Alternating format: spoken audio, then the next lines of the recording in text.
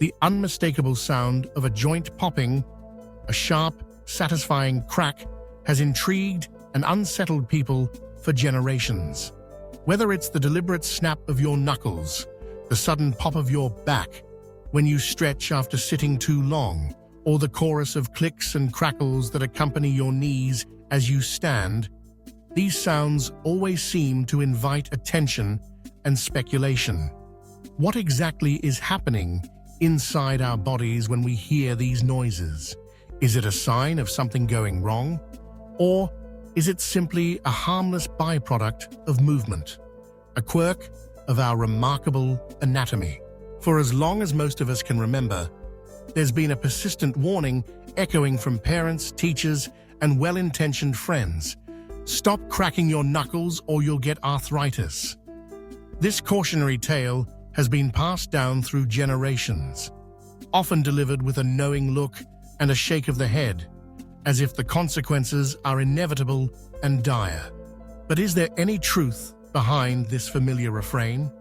Or is it just another myth, a story born out of misunderstanding and perpetuated by repetition? To unravel the mystery, we need to take a closer look at the marvels of human joints. Far from being simple hinges where bones meet, our joints are intricate constructions designed for strength and flexibility. Each joint is enveloped in a capsule filled with a slippery, egg-white-like substance known as synovial fluid. This fluid acts as a natural lubricant, cushioning the bones and ensuring that our movements are smooth and nearly frictionless. But synovial fluid does more than just lubricate. Like a bottle of soda, it contains dissolved gases, oxygen, nitrogen, and carbon dioxide, suspended invisibly within. When you pull, twist, or stretch a joint, you're not just shifting bones around. You're gently expanding the joint capsule, causing the pressure inside to drop.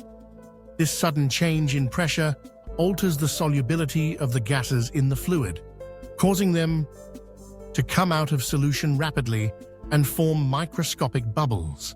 And it is the creation or collapse of these bubbles, depending on which study you read, that gives rise to that familiar, audible pop. The debate over exactly what causes the sound has spanned decades. Early theories, dating back to the 1940s, suggested that the noise came from the formation of a bubble in the synovial fluid as the joint was pulled apart. Later, others proposed that it was actually the bubble collapsing that made the noise. The confusion persisted until the advent of modern imaging techniques. In a landmark study published in 2015, scientists at the University of Alberta used real-time MRI to watch what happened inside a finger joint as it was cracked. The images showed quite clearly that the pop coincided with the sudden appearance of a cavity in the synovial fluid, a gas bubble forming within the joint. This finding supported the idea that it was the birth of the bubble, not its collapse, that created the sound. But there's more to the story.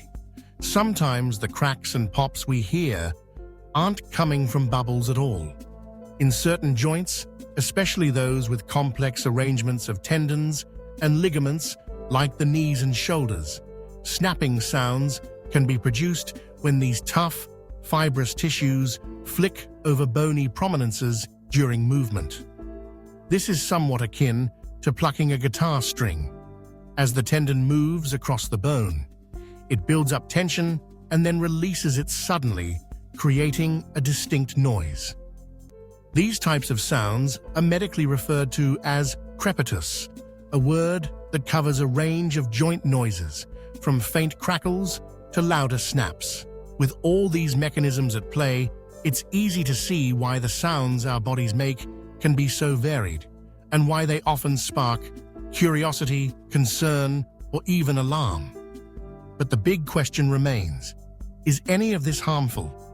Are we doing ourselves damage every time we indulge in the impulse to crack our knuckles or stretch until our back pops? Enter Dr. Donald Unger, a Californian physician who decided to put the matter to the test in a most personal way. For more than 60 years, Dr. Unger cracked the knuckles of his left hand at least twice a day, while leaving those on his right hand untouched. At the end of this long-running experiment, he reported no difference in the health of his two hands. Neither showed signs of arthritis.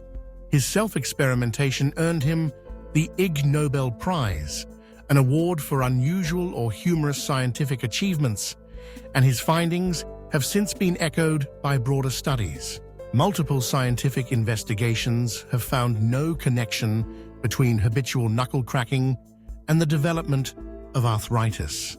In one study, researchers examined the hands of hundreds of participants, some of whom had cracked their knuckles regularly for decades, and found no increase in joint problems compared to those who abstained.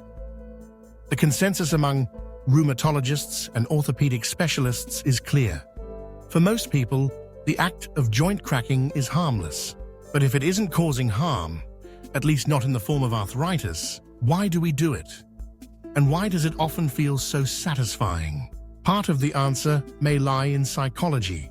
For some, the act of cracking a joint offers a sense of relief, a fleeting pleasure that is akin to scratching an itch. There's a small reward in the form of a tactile and audible sensation, and for many, the ritual becomes a habit, a small comfort in the midst of daily life. But there may also be a subtle physical benefit. Some studies suggest that stretching a joint to the point of cracking may briefly increase its range of motion or stimulate the surrounding nerves to produce a feeling of relaxation. Of course, not all joint sounds are created equal. While most cracks and pops are benign, persistent noises accompanied by pain, swelling, or loss of function can signal underlying problems.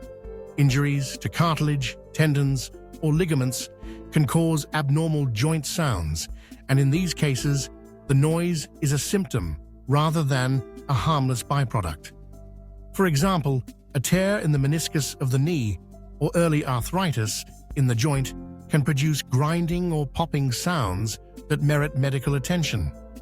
So it's important to pay attention to the context. A painless pop is usually nothing to worry about, but a noisy, painful joint is telling you something different. The fascination with joint cracking extends beyond the realm of science and into everyday culture. For some, the ability to pop one's knuckles, neck, or back becomes a party trick, a way to command attention or provoke reactions from friends and family. For others, it's a private habit, a way to relieve tension or mark the passage of time during a long meeting or a stressful day. The sounds themselves can evoke a range of emotions, from satisfaction to annoyance, depending on the listener's perspective. Despite decades of research, myths about joint cracking persist. The arthritis warning is just one of many. Some believe that repeated cracking will cause joints to become loose and unstable, or that it will lead to swollen, misshapen fingers.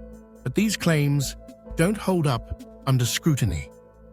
In the absence of pain or injury, there's little evidence that normal, painless joint cracking causes any lasting harm. There are, however, some rare cases where excessive or forceful joint manipulation can lead to problems. Overzealous attempts to crack a joint, especially the neck, can, in very rare cases, cause injury to blood vessels or nerves.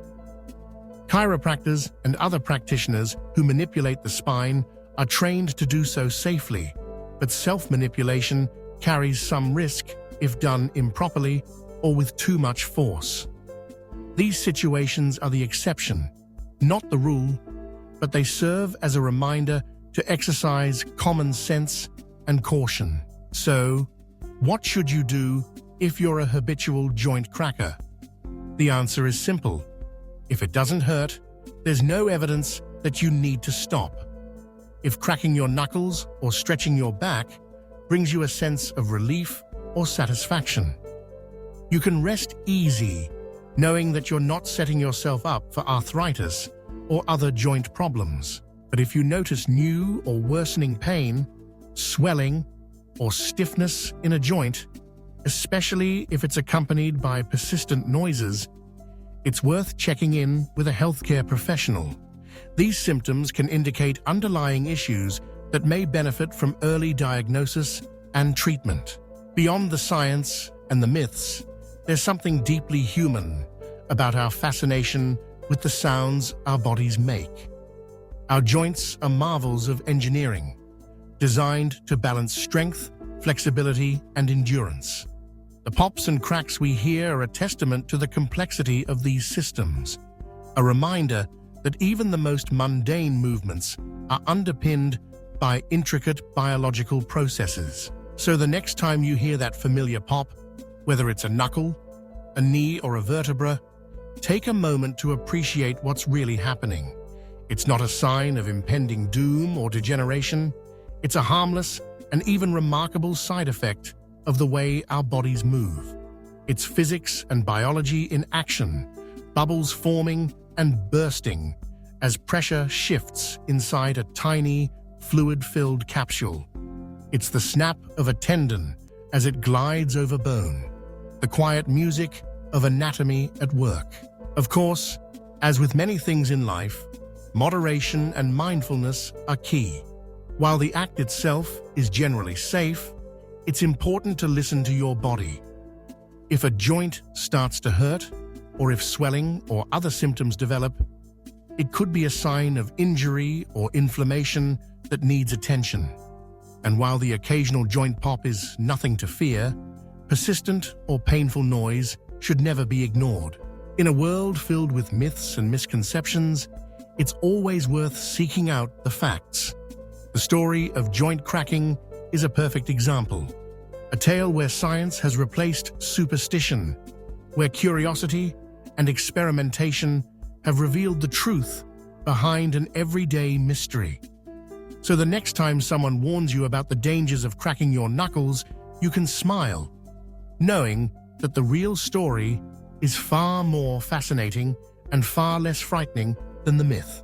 Our bodies are full of surprises and secrets, and even the smallest, most ordinary sounds can tell us something profound about how we're built and how we function. The pop of a joint is more than just a noise. It's a window into the hidden world of pressure, fluid, and movement inside us all. And as science continues to explore the wonders of human anatomy, we can look forward to uncovering even more of the mysteries that make us who we are. So go ahead, crack your knuckles if you like, stretch your back, roll your neck, and marvel at the symphony of sounds that accompany you through life. Each pop and crack is a reminder of the incredible design of the human body, a small echo of the forces and pressures that make movement possible.